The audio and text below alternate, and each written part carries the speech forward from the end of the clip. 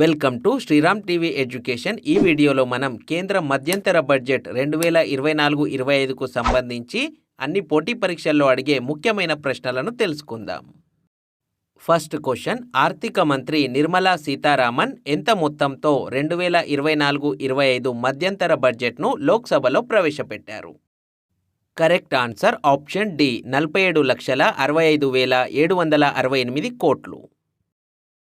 కేంద్ర ఆర్థిక మంత్రి నిర్మలా సీతారామన్ మధ్యంతర బడ్జెట్ 2024ను ఫిబ్రవరి 1న పార్లమెంట్లో ప్రవేశపెట్టారు.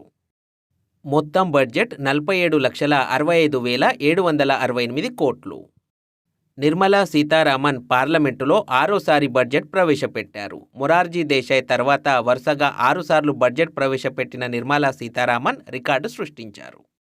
ఈ ఏడాది పార్లమెంట్ ఎన్నికలు జరగనుండడంతో ప్రభుత్వం పూర్తి బడ్జెట్ ప్రవేశపెట్టడం వీలుపడదు. ఎన్నికల తర్వాత కొత్త ప్రభుత్వం పూర్తి స్థాయి బడ్జెట్ను సమర్పించే వరకు ప్రభుత్వ వ్యయ అవసరాలను తీర్చడానికి ఇది తాత్కాలిక ఏర్పాటుగా పనిచేస్తుంది. అందుకే ఈసారి మధ్యంతర బడ్జెట్ను ప్రవేశపెట్టారు. నెక్స్ట్ క్వశ్చన్, 2024-25 మధ్యంతర బడ్జెట్లో రక్షణ రంగానికి ఎంత మొత్తం కేటాయించారు? కరెక్ట్ ఆన్సర్ ఆప్షన్ సి, 6.21 లక్షల కోట్లు. 2024-25 మధ్యంతర బడ్జెట్లో రక్షణ శాఖకు 6.21 లక్షల కోట్లు కేటాయించారు. ఇందులో ఆయుధాలు, విమానాలు, యుద్ధ నౌకల కొనుగోలుకు 1.72 లక్షల కోట్లు, సరిహద్దుల్లో మౌలిక వసతుల బలోపేతానికి 6,500 కోట్లు, తీర రక్షణ దళానికి 7,651 కోట్లు, రక్షణ పరిశోధన అభివృద్ధి సంస్థ డిఆర్డీఓకు 23,855 కోట్లు కేటాయించారు. రక్షణ రంగంలో అధునాతనమైన డీప్ టెక్ సాంకేతిక పరిజ్ఞానాల బలోపేతానికి ఒక కొత్త పథకాన్ని తీసుకురానున్నట్లుగా నిర్మలా సీతారామన్ ప్రకటించారు. ఆయుధ ఉత్పత్తిలో ఆత్మనిర్భరత లేదా స్వయం సమృద్ధికి పెద్దపీట వేశారు. నెక్స్ట్ క్వశ్చన్, 2024-25 మధ్యంతర బడ్జెట్లో వ్యవసాయం, అనుబంధ రంగాలకు ఎంత మొత్తం కేటాయించారు? కరెక్ట్ ఆన్సర్ ఆప్షన్ సి, 1.27 లక్షల కోట్లు. నెక్స్ట్ క్వశ్చన్, 2024-25 మధ్యంతర బడ్జెట్లో ప్రధానమంత్రి జన్ ఆరోగ్య యోజనకి ఎంత మొత్తం కేటాయించారు? కరెక్ట్ ఆన్సర్ ఆప్షన్ సి, 7,500 కోట్లు. నెక్స్ట్ క్వశ్చన్, ఎన్ని సంవత్సరాల మధ్య ఉన్న బాలికలకు గర్భాశయ ముఖద్వార క్యాన్సర్ లేదా సర్వైకల్ క్యాన్సర్ నిరోధక టీకాలు ఇచ్చే కార్యక్రమాన్ని కేంద్రం ప్రోత్సహించనుంది? కరెక్ట్ ఆన్సర్ ఆప్షన్ సి, 9 నుంచి 14 ఏళ్లలోపు. ఆశా, అంగన్వాడీ కార్యకర్తలు, సహాయకులందరికీ ఆయుష్మాన్ భారత్ పథకం కింద ఆరోగ్య బీమా కల్పించనున్నట్లు నిర్మలా సీతారామన్ తెలిపారు. బాలల సంరక్షణ, అభివృద్ధికి మెరుగైన పోషకాహార పంపిణీ కోసం సక్షం అంగన్వాడీ, పోషణ్ 2.0 కింద అంగన్వాడీ కేంద్రాలను ఆధునీకరించనున్నారు. 9 నుంచి 14 సంవత్సరాల మధ్య గల బాలికలకు గర్భాశయ ముఖద్వార క్యాన్సర్ టీకాలు ఇచ్చే కార్యక్రమాన్ని కేంద్రం ప్రోత్సహించనుంది.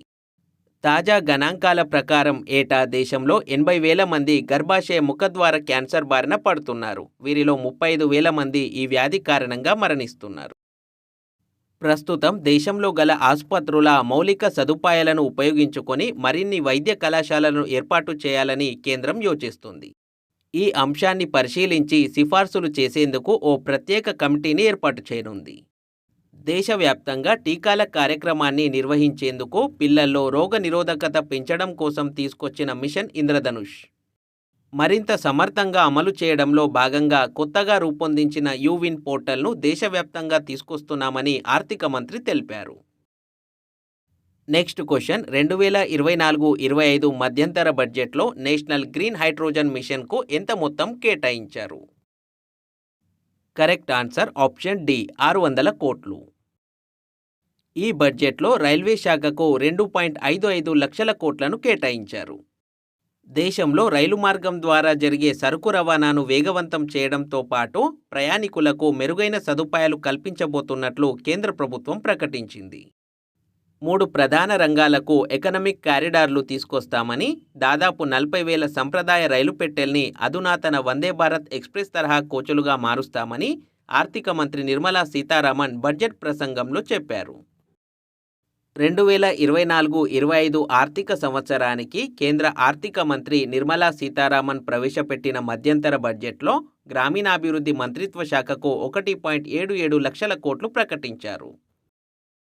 మధ్యంతర బడ్జెట్లో మహిళా శిశు అభివృద్ధి మంత్రిత్వ శాఖకు 26,000 కోట్లు కేటాయింపులు దక్కాయి.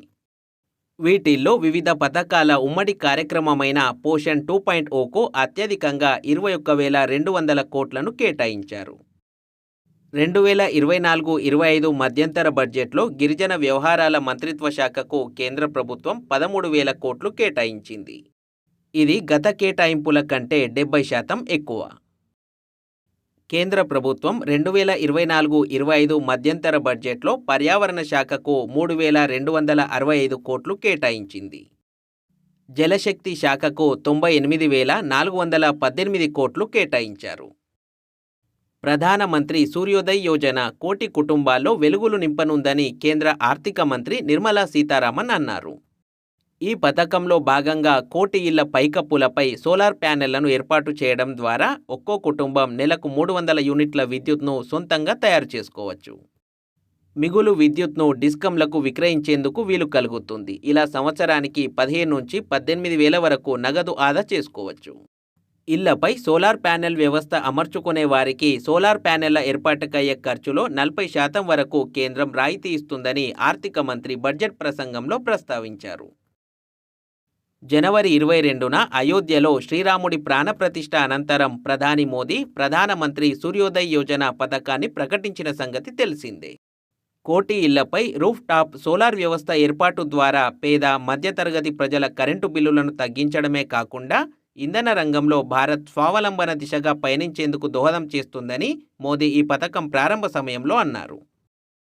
రానున్న 5 ఏళ్లలో ప్రధానమంత్రి ఆవాస్ యోజన గ్రామీణ కింద 2 కోట్ల ఇళ్లను కట్టిస్తామని నిర్మలా సీతారామన్ తెలిపారు. ఈ బడ్జెట్లో ప్రధానమంత్రి ఆవాస్ యోజన పథకానికి 80,671 కోట్లు కేటాయించారు. గ్రామీణ ప్రాంతాల్లో నిర్దేశించుకున్న 3 కోట్ల ఇళ్ల నిర్మాణ లక్ష్యాన్ని త్వరలోనే చేరుకోనున్నట్లు వెల్లడించారు. పెరుగుతున్న కుటుంబ అవసరాల్ని తీర్చేందుకు రాబోయే 5 ఏళ్లలో అదనంగా మరో 2 కోట్ల ఇళ్లను అందుబాటులోకి తెస్తామన్నారు. స్వయం సహాయక సంఘాలకు సంబంధించిన లఖ్పతి దీదీ పథక లక్ష్యాన్ని విస్తృతం చేస్తున్నారు. ఇకపై 3 కోట్ల మంది మహిళలకు నైపుణ్యాభివృద్ధిలో శిక్షణ ఇవ్వనున్నట్లుగా కేంద్ర ఆర్థిక మంత్రి వెల్లడించారు.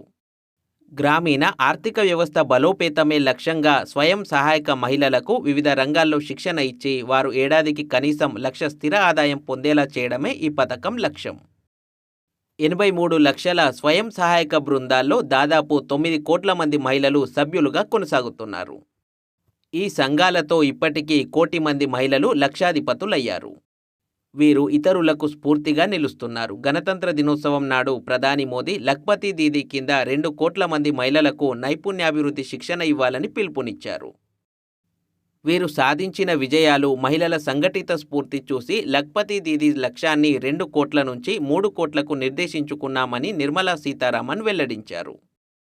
2070 కల్లా నికర 0 కర్బన ఉద్గారాల లక్ష్యాన్ని సాధించడంలో భాగంగా పవన విద్యుత్ ప్రాజెక్టులకు ఆర్థిక సాయాన్ని అందజేయనున్నట్లుగా ఆర్థిక మంత్రి ప్రకటించారు. కనీసం 1 గిగావాట్ సామర్థ్యమున్న ఆఫ్షోర్ ప్రాజెక్టులకు వయబిలిటీ గ్యాప్ ఫండింగ్ ఇవ్వనున్నట్లు పేర్కొన్నారు. 2030 కల్లా హరిత ఇంధన వనరుల ఆధారిత విద్యుత్ సామర్థ్యాన్ని 50% పెంచాలన్న లక్ష్యానికి భారత్ కట్టుబడి ఉందన్నారు.